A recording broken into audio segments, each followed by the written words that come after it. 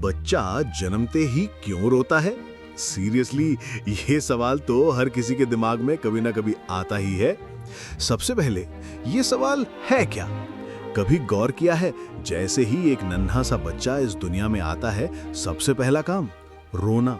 अब ये सिर्फ फेफड़ों की कसरत है या आत्मा का कोई सीक्रेट मैसेज? वैसे चैनल सब्सक्राइब करना ना भूलना, वरना माँ लक्ष्मी का मूड ऑफ हो गया तो समझो लॉटरी गई पानी में।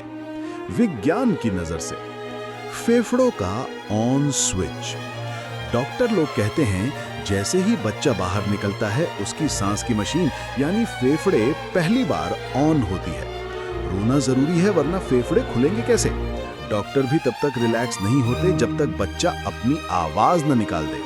रोते ही ऑक्सीजन पूरे शरीर में फैलती है, बच्चा हेल्दी हो जाता है। ये रोना भाई नेचुरल सिस्टम है, सेफ्टी चेक की तरह। पॉइंट नोट कर लो, अगर बच्चा ना रोए तो डॉक्टर्स खुद रुलाने लगते हैं। इतना जरूरी है ये पहला रोना। पुराणों का नजरिया, आत्मा का रिटर्न टिकट।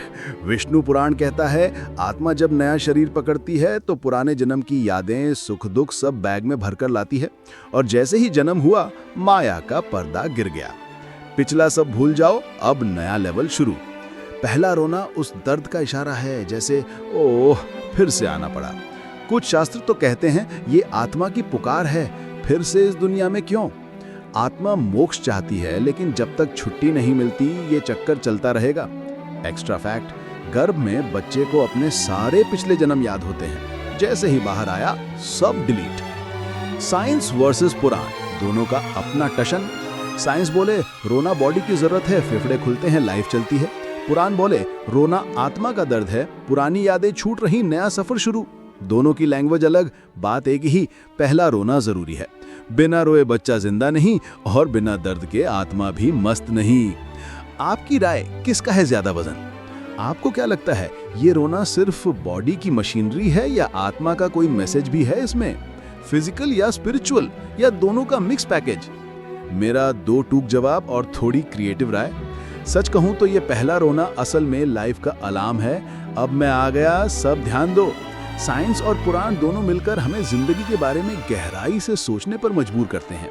बिना रोए बच्चा जिंदा नहीं, और बिना दर्द के आत्मा भी मस्त नहीं। कभी कभी ये सोचने में बड़ा मजा आता है, कितनी गहराई है एक छोटे से रोने में। आखिर में फिर वही रिक्वेस्ट, अगर आपको ये बातें दिलचस्प लगी तो चैनल सब्सक्राइब ठोक दो, और कमेंट में जय श्री राम, जय माता सीता जरूर लिखना, शायद ऊपर वाले का आशीर्वाद जल्दी मिल जाए। तो अगली बार जब किसी बच्चे का पहला रोना सुनो, याद रखना ये सिर्फ आवाज नहीं, पूरी ब्रह्मांड की कहानी है।